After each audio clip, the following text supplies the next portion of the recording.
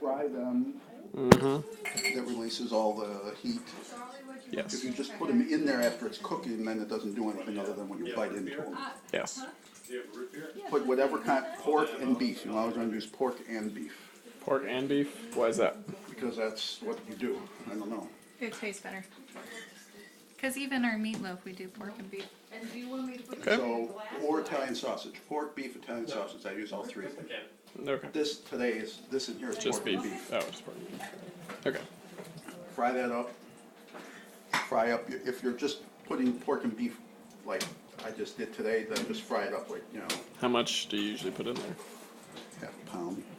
Half pound of each or half pound total? It depends on how much I'm trying to make for you guys, just a half pound total. You don't drain the grease then? No. Okay. That's part of the flavor. Gotcha. Those are the flavor crystals. All right, so, And and then- then, Can, was that can 14 crushed, ounces? yeah, whatever, the 28 ounce, I think. Crushed tomatoes. Okay. And then And then like a third of the can or whatever, the water to whatever consistency you want this to be. I used to make it a lot more watery than I do now. so now he does less than half of the can. Okay. Then, actually when I'm frying the meat, when you fry the meat, put some salt and pepper on it and garlic, whatever. When you're done frying the meat, pour some wine into the pan to deglaze it, as it were. Just a, little bit of Okay. What are you deglazing with? just some wine, any kind. So what we should do is make those spinach gnocchis, and then I can try to make that spaghetti sauce. Yeah. Okay, so then, We now the should- rest now is gonna be, all right, so so I've got the can of tomatoes, the crushed tomatoes, I got the meat, and you got the water that you've added, and you got the peppers in there. Right. All right, so pepper, see, okay.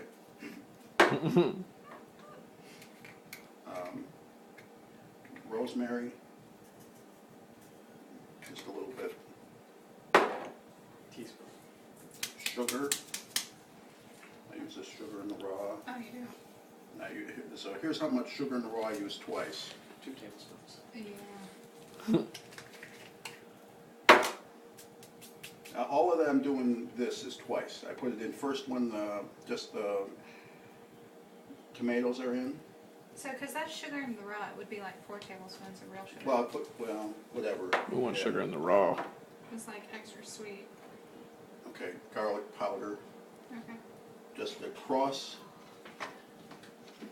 All I do is across the pan, like, across the pan, whatever you want to call that. Salt. I use kosher salt. Oh, wow. Tablespoon. Italian seasoning around the whole pan. Garlic flakes.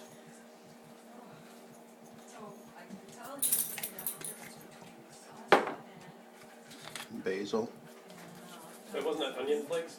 No, that was, that's, the onion flakes are over there. I got basil across the top, oregano across the top, and then I just put some dehydrated onions in. I just put it, shake dehydrated. And you do that twice. So now, you do that when you put the, So right now we've just done. that would be crushed just with the tomatoes. Okay, then you're gonna add 2 cans of tomato paste.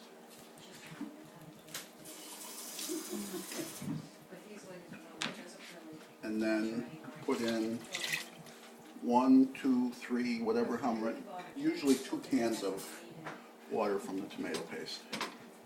2 cans. And this is how thick it'll be. And then when you put the cans in, when you put the water in from the, you put the tomato paste in, put the water in, that's when you do this all the second time.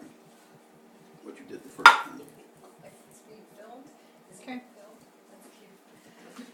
Okay, then, I hope I'm not covering up the microphone. Like I might have been. then then just put some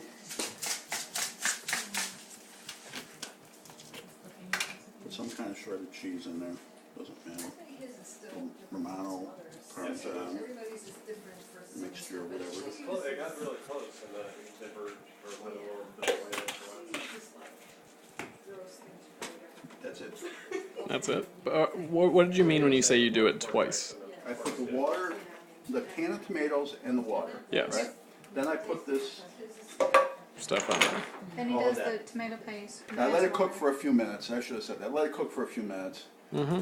to let that cook in. Yep. Then you put the 2 cans of tomato paste in. Yep. The water from the tomato paste, and then do this again.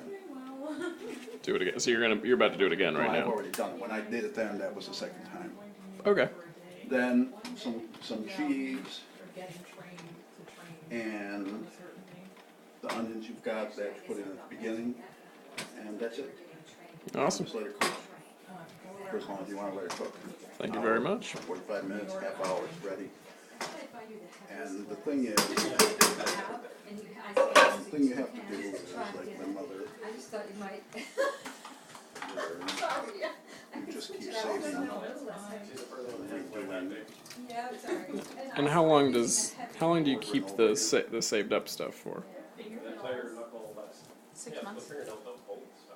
And how long do I keep this? Yes. Forever. The last one, Uh-huh. when I had to make it again, was over 2 years of this. Lovely. All right. So you just keep mixing it together and saving it, mixing it together. So if you finish it all, then you start from scratch again, that's all. Okay. Otherwise, just keep, I know it's not supposed to be, Oh, that's fine. That actually makes sense because then you're like adding yeah, you're adding a little the more flavor flavors to that it. have been. But no, you never drain the grease out of it, because that's, you know, where the flavor from the Oh, yes, sauce.